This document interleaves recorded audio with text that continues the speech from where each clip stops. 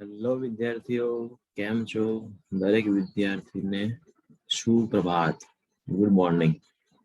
તો આજે સોમવાર છે, ભોલે બાબાનો દિવસ છે.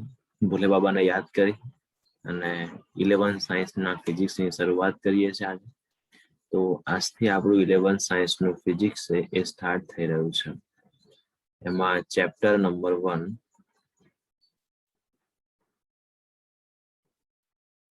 જેનું નામ છે ભૌતિક જગત. ભૌતિક જગત. તો આ ચેપ્ટર માંથી કોઈ પણ પ્રશ્ન આપણે JEE કે નીટમાં આવવાનો છે નહીં. આ એક બેઝિક ચેપ્ટર છે.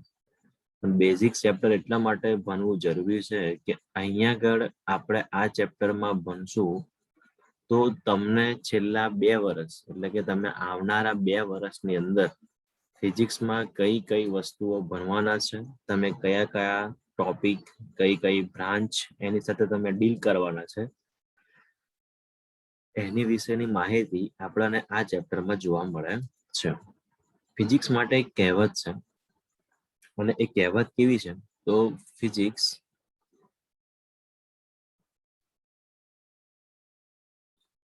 is the king of science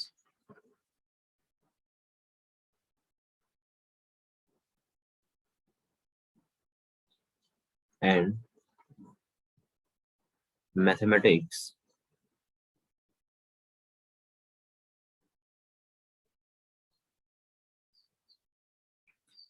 is the king, is the queen. It is બપ્પર લુલે બાબા નિરંજનનું સેન્ટેન્સ છે. બાબા નિરંજનનું કહેવું એવું છે અને બીજા ઘણા બધા બાબાનું કહેવું એવું છે કે physics is the king of science, કે તમારો ભૌતિક વિજ્ઞાન છે એ સાયન્સ એટલે કે વિજ્ઞાનનો રાજા છે. અને જ્યારે તમને મેથેમેટિક્સ છે તે એની રાણી છે. તો બેટા એક આપણને બધું ખબર છે કે આપણે બધા વખતના રાજાનો અભ્યાસ કરીએ, બધું જ અભ્યાસ કરીએ તો સમાજમાં ભણતા જાય. તો એ દરમિયાન આપણને ખબર છે કે જો રાજા હોય તો જોડે રાણી હોય. એનો મતલબ કે જો તમારે ફિઝિક્સ સમજવું પડશે તો તમારે ફિઝિક્સના કોન્સેપ્ટ ક્લિયર કરવા છે તો તમને મેથેમેટિક્સ આવડતું હોવું જોઈએ. મેથેમેટિક્સ એટલે કે ગણિત તમને આવડતું હોવું જોઈએ. અને એ બેઝિક ગણિત છે જે મારે ફિઝિક્સમાં યુઝ થવાનું છે. એ ગણિત હું તમને ચેપ્ટર નંબર 2 પછી એને શરૂઆત કરીશ. તો જ્યાં સુધી લગભગ આપણે રૂબરૂપ આવી જઈએ કોરોનામાંથી અને એવી રીતે ભણવાની શરૂઆત કરશું. બાકી તો હમણાં ચેપ્ટર નંબર 1 આઈ થિંક લગભગ એ 2 દિવસમાં પતી જશે. પછી ચેપ્ટર નંબર 2 આપણે શાંતિથી શરૂ કરવાના છીએ. તો અહીંયા આગળ ઘણા લોકો અને ઘણા સાયન્ટિસ્ટો વાસ્તવમાં ફિઝિક્સની કોઈ ડેફિનેશન તો છે નહીં, પરંતુ ફિઝિક્સની ડેફિનેશન બનાવવાનો પ્રયત્ન કરે. તો શું કહી શકાય? ભૌતિક વિજ્ઞાન કોને કહી શકાય? તો વોટ ઇઝ ફિઝિક્સ? તમે ફિઝિક્સ કોને કહી શકો? What is physics? ફિઝિક્સ છે શું? તમે શું કરવા જઈ રહ્યા છો ફિઝિક્સની અંદર? ક્વેશ્ચન.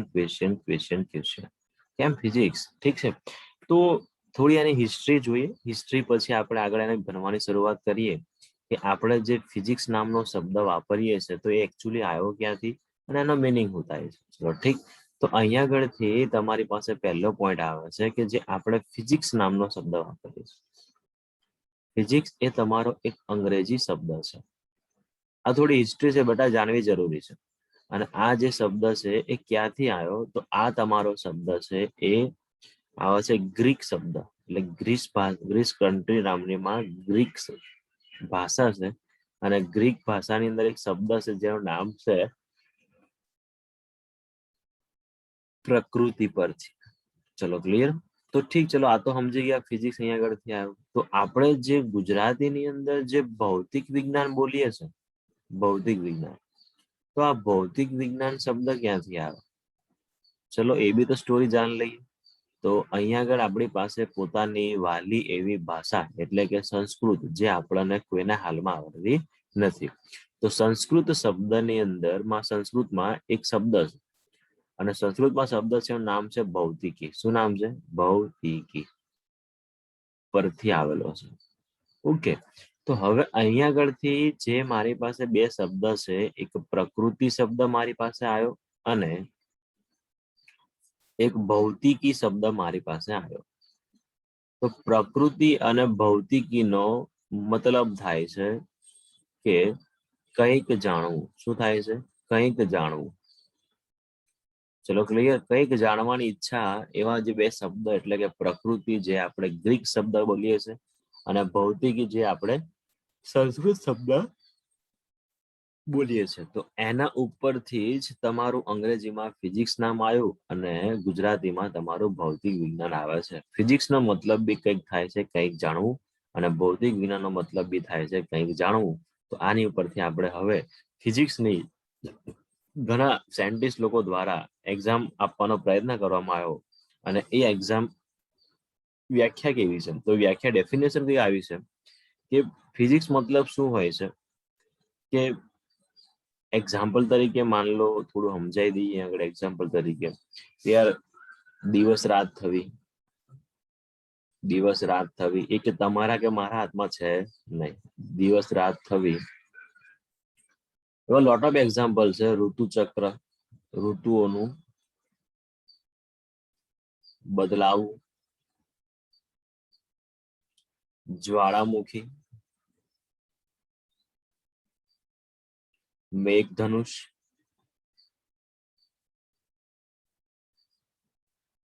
સૂર્યની ગતિ,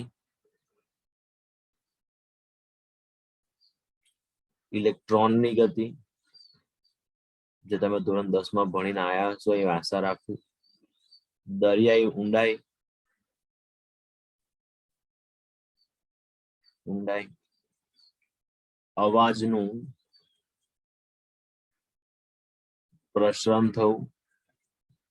મેં તમને બોલું છું, તમે મને સાંભળી રહ્યા છો. ટાયરનું ફરવું. It is a lot of examples. ટાયરનું ફરવું, એક્સેટ્રા એક્સેટ્રા એક્સેટ્રા. મતલબ એવા ઘણા એક્ઝામ્પલ્સ છે કે જે દુનિયાના બધી જ પ્રકારના પદાર્થો જે છે એ બધું જ એમાં આવી જવાનું છે. ઠીક છે. હવે એની જે ડેફિનેશન છે, એટલા માટે તો જે ફિઝિક્સ છે એને શું કહેવામાં આવે છે? સાયન્સ નો રાજા કહેવામાં આવે છે. તો એ થોડું ધ્યાન રાખવું કે શું કહે છે કે અહીંયા આગળ ડેફિનેશન પ્રમાણે એવું છે કે જે કુદરતના મૂળભૂત નિયમોના અભ્યાસને ભૌતિક વિજ્ઞાન કહે છે. લો, બધું જ આવી ગયું એમાં. કહે છે. એક જ સેન્ટેન્સ કહી દીધું અને સેન્ટેન્સમાં મોટા ભાગની બધી વસ્તુ આવી ગઈ. કુદરતના મૂળભૂત નિયમો. તો આપણી પાસે ખબર છે કે અમારી પાસે મૂળભૂતનો મતલબ શું થાય? ફંડામેન્ટલ્સ લો તરીકે આપણે ઓળખશું. તો અહીંયા આગળ કેવું છે બેટા કે જો સપોઝ માન લો કે દિવસ રાત થવી છે, ઋતુઓનું બદલાવું છે, જ્વાળામુખી છે, મેઘધનુષ છે, સૂર્યની ગતિ, ઇલેક્ટ્રોનની ગતિ, દરિયાઈ ઊંડાઈ, અવાજનું પ્રસરણ, ટાયરનું ફરવું. મતલબ લોટ ઓફ એક્ઝામ્પલ તમે બધા લઈ શકો. પરંતુ આ બધા બાબતને તમારે ભણવું છે તો તમારે એમાં ભણવા માટે કુદરતના અમુક મૂળભૂત નિયમો, કે દિવસ રાત કેમ થવી, તો એના અમુક મૂળભૂત નિયમો હોય. ઋતુઓનો બદલાવ, એમાં બી કુદરતના મૂળભૂત જે પાયાના નિયમો છે એ જરૂરી છે સમજવા. તો આ બધી જે એટલે ડેફિનેશન શોર્ટમાં શું કહેવામાં આવી કે કુદરતના મૂળભૂત નિયમોના અભ્યાસને શું કહેવામાં આવે છે? ભૌતિક વિજ્ઞાન કહે છે. ચલો ક્લિયર. તો સમજ પડે છે કે નહીં બેટા? અહીંયા આગળ આ જે બોલું છું તો અહીંયા આગળથી તમને થોડું વધારે ક્લેરિફાઈ કરાવું તો થોડું તમને ડેટા મજા આવે. હવે આની અંદર ફિઝિક્સની અંદર કેવું છે કે ભાઈ તમારા ફિઝિક્સને બે મુખ્ય વિચારોથી જોવામાં આવે છે. ફિઝિક્સને બે મુખ્ય વિચારો દ્વારા અભ્યાસ કરવામાં આવે છે. એકનું નામ છે એકીકરણ, જેને આપણે યુનિફિકેશન કહેવાના છે. It is a very important unification. જ્યારે તમારો બીજો જે પ્રકાર છે એને કહેવામાં આવે છે ન્યુનીકરણ. ચલો, આ બંને સમજીએ એટલે આપણે લગભગ મોટા ભાગનું ફિઝિક્સમાં કામ પતી જશે. તો પહેલો જે પ્રકાર છે એ શું છે તમારો? એનું નામ છે એકીકરણ, એટલે કે યુનિફિકેશન. ચલો આના વિશે અભ્યાસ કરીએ. તમારું ફિઝિક્સ તમે જ્યારે ભણો તેના મુખ્ય બે જ વિચારોથી જોવામાં આવે છે, એક એકીકરણ અને બીજું તમારું છે ન્યૂનીકરણ. ચલો ક્લિયર. હું તમને પહેલા એક્ઝામ્પલ્સ થી સમજાવું, પછી તમને એની વ્યાખ્યા કહી દઉં. એક્ઝામ્પલ શું કહે છે? માન લો કે એક વસ્તુ છે કે સફરજનનું ઝાડ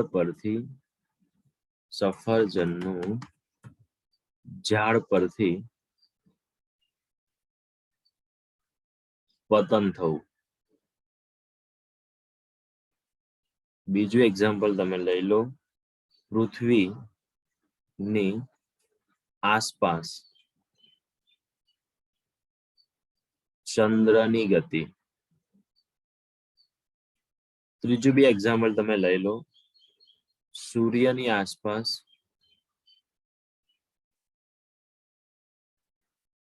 ગ્રહોની ગતિ. There's a lot of examples. Clear છે?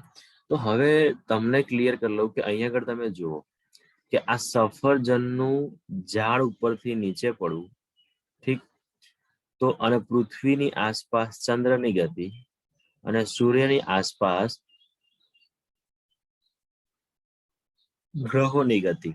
તો અહીંયા આગળથી આ બધી વસ્તુ જે છે, ત્રણ ઘટનાઓ, એક તો ઘણી બધી છે પણ આપણે સમજવા માટે ત્રણ ઘટનાઓ લઈએ. તો આ ત્રણ ઘટનાઓ જે છે ને, એક સાર્વત્રિક નિયમ છે, કુદરતનો એક સાર્વત્રિક નિયમ, એટલે કે એના મૂળભૂત નિયમ બી આપણે કહી શકશું. અને એનું સૂત્ર તમને યાદ છે, F=GM1m2/r². It means it is a gravitational law, ગુરુત્વાકર્ષણ બળ. ક્લિયર છે? તો અહીંયા આગળથી આ સૂત્ર આપણે યાદ રાખવાનું થાય કે જેને આપણે ચેપ્ટર નંબર 8 ની અંદર શાંતિથી અભ્યાસ કરવાના છીએ. તો આ ગુરુત્વાકર્ષણ બળની અંદર જોવા જઈએ તો આ સફરજનનું જે છે એમાંથી ઝાડ પરથી નીચે પડવું, એવી તો ગુરુત્વાકર્ષણ બળને કારણે છે. પછી જ્યારે તમારી પાસે કોઈ પણ વર્તુળાકાર ગતિ કરતી હોય, સપોઝ માન લો કે તમારું કોઈ બી વસ્તુ છે માન લો, અને અહીંયા આગળ તમારો એક સૂર્ય છે, આ સન છે, સૂરજ. તો સૂરજની આજુબાજુ સપોઝ માન લો કે આ કોઈ પૃથ્વી ઘૂમી રહી છે, બરોબર? તો એ પૃથ્વી જ્યારે ફરતી હશે ગોળ ગોળ, તો એ વાસ્તવમાં અહીંયા આગળ પહોંચ્યા પછી એ જવી જોઈતી હતી આ રીતે, પરંતુ એ ન જવાને બદલે આ બાજુ આવી જાય છે, આ બાજુ ઘૂમે છે, આ રીતે આવે છે. તો અહીંયા આગળ એને જવું હતું તો સીધું આ રીતે જતું રહેવું હતું. એનો જે વેગ છે એ આપણો આ બાજુ જ આવવો જોઈતો હતો, પરંતુ એનો વેગ છે એ આ બાજુ ઘૂમી જાય છે, મતલબ કે આ બાજુ ફરી જાય છે. તો ન્યૂટનનો ફર્સ્ટ લો જે આપણે ભણ્યા, એમાં તમને યાદ છે કે જો તમારે કોઈ પણ પદાર્થની અવસ્થા બદલવી હોય તો એની ઉપર બાહ્ય બળ જરૂરી છે. તો એ તો જવો જોઈતો તો આ રીતે સીધો એક નંબરની અંદર, પરંતુ એ સહેજ ઘૂમીને તમારી જે પૃથ્વી છે, આ તમારું સૂર્ય છે અને આ તમારી પૃથ્વી છે, તો તમારી જે પૃથ્વી છે એ એક નંબરના માર્ગ ઉપર ના જવાને બદલે એ પોતે ટર્ન થઈ જાય છે. તો બેટા ટર્ન થતું હોય તો ઓબ્વિયસલી છે કે કોઈ ફોર્સ છે એ સેન્ટર તરફ લાગતો હશે. તો પૃથ્વીના દરેક પોઈન્ટ ઉપર જે તમારો ફોર્સ છે એ આ રીતે અંદરની તરફ લાગે છે, આ રીતે. વર્તુળાકાર ગતિ જ્યારે થતી હોય તો તમારું જે બળ છે એ હંમેશા ક્યાં લાગશે? તો એ સેન્ટર તરફ લાગવાનું છે.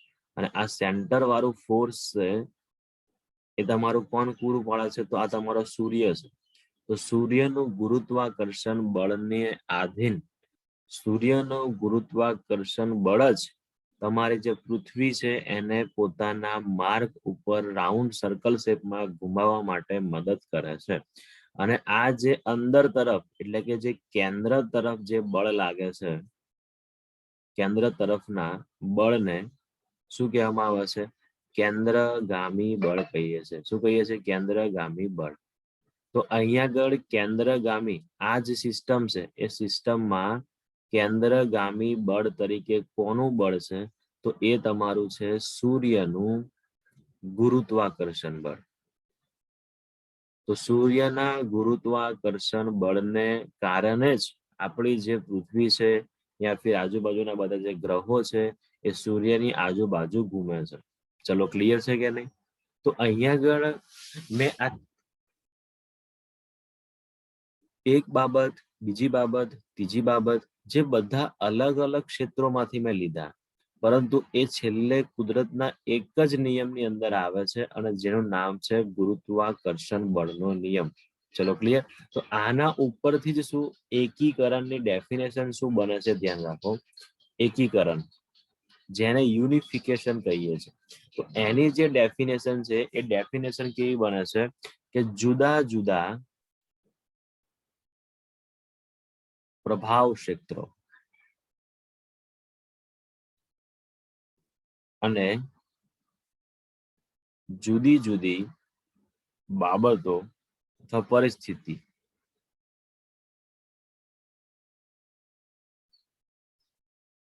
બાબતોને કેટલાક સાર્વત્રિક અથવા કુદરતી નિયમોથી સમજાવવામાં આવે તેને એકીકરણ કર્યું એવું કહેવામાં આવશે. એકીકરણ કહે છે. ચલો ક્લિયર છે કે નહીં? તો અહીંયા આગળ કહેવાનો મતલબ શું છે કે તમે કોઈ અલગ અલગ પ્રભાવ ક્ષેત્રો લઈ લો. પ્રભાવ ક્ષેત્ર મતલબ તમે ઘણા બધા ક્ષેત્રોની વાત કરી શકો કે જેની અંદર તમારો ગુરુત્વાકર્ષણ બળ લાગતું હશે, વિદ્યુતીય બળ લાગશે, મતલબ લોટ ઓફ ક્ષેત્રની ફિલ્ડની વાત થશે અહીંયા આગળ. અને જુદી જુદી બાબતો કે જેમ કે તમારું સફરજનનું પડવું, પૃથ્વીની આસપાસ ચંદ્રની ગતિ, સૂર્યની આસપાસ ગ્રહની ગતિ, તમારું ટાયરનું ફરવું, તો એ બધી જે ઘટનાઓ છે તો એ કુદરતના કોઈ એક નિયમની માંથી જ એનો જન્મ થયો હશે. તો આપણે એને જો ભણવું હોય તો આપણને કુદરતનો એક ફંડામેન્ટલ લો છે કે જે આપણે આવડતો હોવો જોઈએ. તો એના અભ્યાસથી તમે એ બધી ઘટનાઓ સમજી શકો છો. ચલો ક્લિયર છે કે નહીં બેટા? એક થોડું બીજું બી આ તમારી ડેફિનેશન છે. આને શું કહેવામાં આવે છે? એકીકરણ તરીકે ઓળખવામાં આવે છે અને it is a unique definition. ચલો હવે એક બીજું બી એક્ઝામ્પલ લઈને આપું કે તમને થોડું વધારે આઈડિયા આવે. એક મેક્સવેલ જે છે એ આપણો કોઈ ઓસ્ટ્રેલિયાનો બેટ્સમેનની વાત નથી થતી. આ મેક્સવેલના 4 સૂત્રો, અને it is a very important, જે 12 સાયન્સની અંદર આપણે ભણવાના છે અને એ ગુજરાત બોર્ડમાં પ્રશ્ન પૂછાઈ ગયો છે. હવે મેક્સવેલના 4 સૂત્રો, તો મેક્સવેલ ભાઈ જે છે ને તમારું 12 સાયન્સનું જે ફિઝિક્સ છે એનો જે પહેલો પાર્ટ છે, એ પહેલો પાર્ટ પોતાના 4 સૂત્રોની મદદથી જ કવર કરી લે છે. તો એ પોતાના જે 4 સૂત્રો આપે છે, હાલમાં તો આપણે ડિસ્કસ વધારે નહીં કરીએ એના વિશે, પરંતુ એ 4 સૂત્રો જે આપે છે એમાં એ બધા સૂત્રો હોય છે વિદ્યુત ચુંબકત્વ બાબતો પર. કઈ બાબતો પર? વિદ્યુત ચુંબકત્વ પર. તો આ 4 સૂત્રોની મદદથી આપણે આ વિદ્યુત ચુંબકત્વ છે, જે તમારો વિદ્યુતીય બળ, ચુંબકીય બળ કે જે નેચરલી લો છે, કુદરતનો મૂળભૂત નિયમ છે, તો એ નિયમ, એ બધી વસ્તુ તમારે સમજવી હોય તો તમારે ભણવું પડશે વિદ્યુત ચુંબકત્વના નિયમના આધીન. તો પહેલો જે નિયમ આપે છે એમાં કહે છે કે ભાઈ સ્થિત વિદ્યુત શાસ્ત્ર, એના માટે એક સૂત્ર આપે છે. બધું તમને સમજાવું છું આ શું કહેવા માંગે છે. અને બીજું તમારું છે ગતિમાન વિદ્યુત શાસ્ત્ર.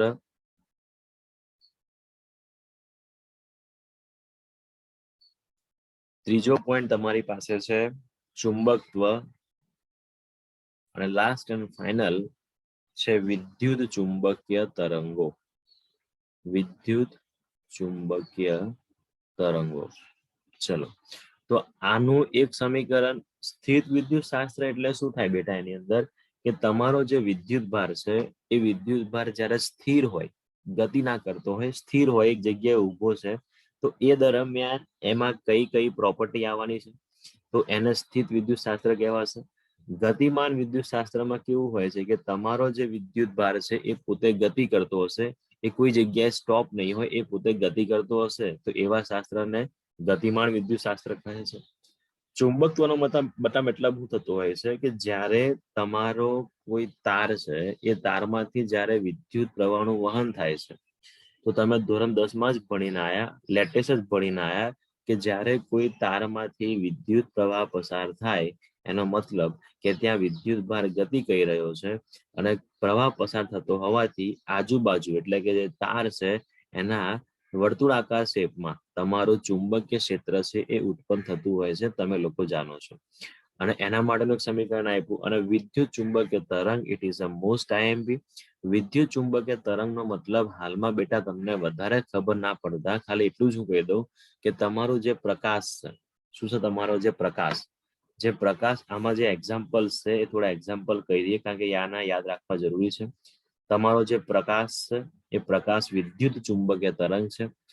તમે એક્સરે તમારો જે તમે દવાખાને જાઓ છો તમારા ઉપર જે એક્સરે નામના જે કિરણો પાડવામાં આવે છે એ બી તમારું શું છે વિદ્યુત ચુંબકીય તરંગ છે. તો અહીંયા આગળ વિદ્યુત ચુંબકીય તરંગ માટે બી એને એક સમીકરણ આપ્યું. તો અહીંથી તમારા જે 12 સાયન્સના જે 8 ચેપ્ટરો છે પહેલા એ બધા અંદર તમારા આ સમીકરણો યુઝ થવાના છે, જેની મદદથી બધી વસ્તુ આપણે અલગ અલગ ભણશું કે સ્થિર વિદ્યુતશાસ્ત્ર, ગતિમાન વિદ્યુતશાસ્ત્ર, ચુંબકત્વ અને વિદ્યુત ચુંબકીય તરંગો. પરંતુ આ બધા જુદા જુદા જે ક્ષેત્રો છે એને મેક્સવેલ નામનો સાયન્ટિસ્ટે એનું એકીકરણ કરીને પોતાના 4 જ સૂત્રોની અંદર એને આવરી લે છે. તો આને તમે શું કર્યું છે? તમે આને યુનિફિકેશન કરેલું છે. તમે શું કર્યું છે? એકીકરણ કરેલું છે એવું તમે એને કહી શકો. ચલો ક્લિયર? ઓકે, સ્ક્રીનશોટ લઈ લો, આગળ વધીએ.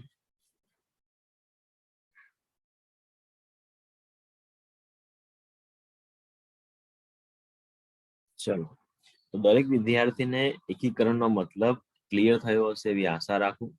હવે એનો જે બીજો પ્રકાર છે એ બીજા પ્રકારનું નામ છે ન્યૂનીકરણ. શું નામ છે? ન્યૂનીકરણ. ચલો, ઇટ ઇઝ અ સિમ્પલ. આમાં કઈ એટલું બધું છે નહીં. પેલામાં આમાં શું આવશે કે ખૂબ જ જટિલ બાબતો હોય, ખૂબ જ જટિલ તંત્રના ગુણધર્મો ને સાદા ઘટકો કૌંસમાં નાના ભાગોમાં રૂપાંતરિત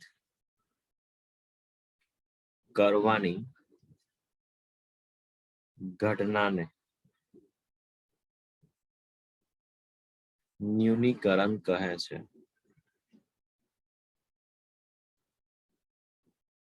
ચલો, કારણ કે આની અંદર કેવું છે બેટા કે આપણે જે એકીકરણ જે અમુક સાયન્ટિસ્ટ નું કેવું છે અને જે મહાન સાયન્ટિસ્ટો છે કે ફિઝિક્સ ને સમજવા માટે બે વિચાર કરવાની બી જરૂર નથી. તમે ખાલી એક જ વિચાર થી એટલે કે એકીકરણની મદદથી જ તમે આખું ફિઝિક્સ સમજી શકો છો. પરંતુ આપણે ખાલી ન્યૂનીકરણની જે ડેફિનેશન છે શું કહે છે એના વિશે થોડી આપણે વાત કરી લઈએ. ડેફિનેશન શું કહે છે? ભાઈ ખૂબ જ જટિલ બાબત હોય, it is a very complicated system, બહુ જ ભયંકર સિસ્ટમ, બરોબર છે. તો એના ગુણધર્મોને તમે શું કરશો? તમારે એને સમજવું છે. એક્ઝામ્પલ તરીકે તમને હું ફેક્ટ એક્ઝામ્પલ તો નથી આપી શકતો, પરંતુ તમને મેં રોકેટની અંદર લઈ જાઉં અને રોકેટમાં તમે જોયું હશે કે ભાઈ ઘણા બધા બટન્સ હોય છે. કયું બટન ક્યાં દબાવવું જોઈએ ખબર ના પડે, કદાચ ભૂલથી બીજું બટન દબાઈ જાય તો રોકેટ કદાચ બ્લાસ્ટ થઈ જાય યા ફિર ઉડવાની જગ્યાએ નીચે આવી જાય, આપણને ખબર છે નહીં. તો એટલું બધું જટિલ સિસ્ટમ છે. તો એ જટિલ સિસ્ટમના ગુણધર્મો તમારે સમજવા હોય તો તમને પહેલા ટ્રેનિંગ આપવામાં આવે છે. અને ટ્રેનિંગમાં તમને દરેક એટલે કે સાદા ઘટકો કે તમને જે અલગ અલગ સાધન છે, અલગ અલગ બટન્સ છે, અલગ અલગ ઇક્વિપમેન્ટ છે કે એનો ઉપયોગ કઈ જગ્યાએ તમારે કરવાનો છે. તો એ નાના જે જટિલ બાબતને તમે નાના ભાગોમાં વહેંચીને રૂપાંતરિત કરો છો અને એને સમજો છો. એ ઘટનાને શું કહેવામાં આવે છે? ન્યૂનીકરણ તરીકે ઓળખવામાં આવે છે. It is a best example for rocket. બરોબર છે. રોકેટની અંદરનું જે એક્ઝામ્પલ છે તમારા માટે એકદમ સુટેબલ છે કે જે એકદમ કોમ્પ્લિકેટેડ છે. અને જ્યારે પેલામાં શું ભણવામાં આવતું હતું કે એની અંદર જુદા જુદા પ્રભાવ ક્ષેત્રો હોય, જુદા જુદા બાબતો હોય, તો એ બધી બાબતોને તમે એક જ નિયમમાં આવરી લેતા હતા. એને તમે કહેતા હતા એકીકરણ. ન્યૂનીકરણનો મતલબ શું થાય છે? કંઈક નવું કરવું છે, મતલબ કે જે બધું એકદમ જટિલ છે, એકદમ બધું ગૂંચળામ વાળી વસ્તુ છે. હવે એની અંદરથી તમે એને સાદા એટલે કે નાના ઘટકોમાં વેચો અને એને નાના ઘટકોમાં રૂપાંતરિત કરવાની જે ઘટના છે એને શું કહેવામાં આવે છે? ન્યૂનીકરણ તરીકે ઓળખવામાં આવે છે. ચલો ક્લિયર? તો બેટા અહીંયા આગળ આપણે આજનો જે લેક્ચર છે આટલો રાખીએ છીએ અને આપણો જે કાલનો ટોપિક છે ટુમોરો, જે ટુમોરોઝ નો ટોપિક તમારો છે અહીંયા આગળ, તો એ ટોપિક તમારો છે ભૌતિક વિજ્ઞાન, અને it is a very important, ભૌતિક વિજ્ઞાનનું કાર્યક્ષેત્ર અને ઉત્તેજના. તો અહીંયા આગળ તમારું કાલે ફિઝિક્સમાં આ ટોપિક પૈતા પછી પ્લસ ઇમ્પોર્ટન્ટ ક્વેશ્ચન કુદરતના મૂળભૂત બળો, મૂળભૂત બળો, બરોબર છે. તો આ બંને ટોપિક પતશે અને તમારું જે ચેપ્ટર છે એ ફિનિશ થઈ જશે. તો ક્લિયર. તો આ જે ચેપ્ટર છે એ ઇમ્પોર્ટન્સ નથી, પરંતુ આની અંદરથી એક આ એક ક્વેશ્ચન છે, ઇટ ઇઝ વેરી ઇમ્પોર્ટન્ટ, કે જે આપણને આગળ બહુ જ કામ લાગવાના છે. અને આમાંથી અમુક જે ક્વેશ્ચનમાં જે બોલું છું, જે કામની વસ્તુ છે એટલી જ મેં લીધી છે, વધારાની વસ્તુ મેં લીધી નથી. બાકી તમે ટેક્સ્ટ બુક જોઈ શકો છો, એમાં ઘણું બધું આપેલું છે, પરંતુ આપણે જે કામની વસ્તુઓ છે એ લઈને આપણે નીકળી જવાની છે. તો અહીંયા આગળ આપણે 11 સાયન્સની શરૂઆત થઈ છે, તો દરેક વિદ્યાર્થીને અપીલ કે ભાઈ પોતાનો ફોકસ ભણવામાં કરવું, બીજી બાબત ઉપર કરવું નહીં. ચલો મળીએ.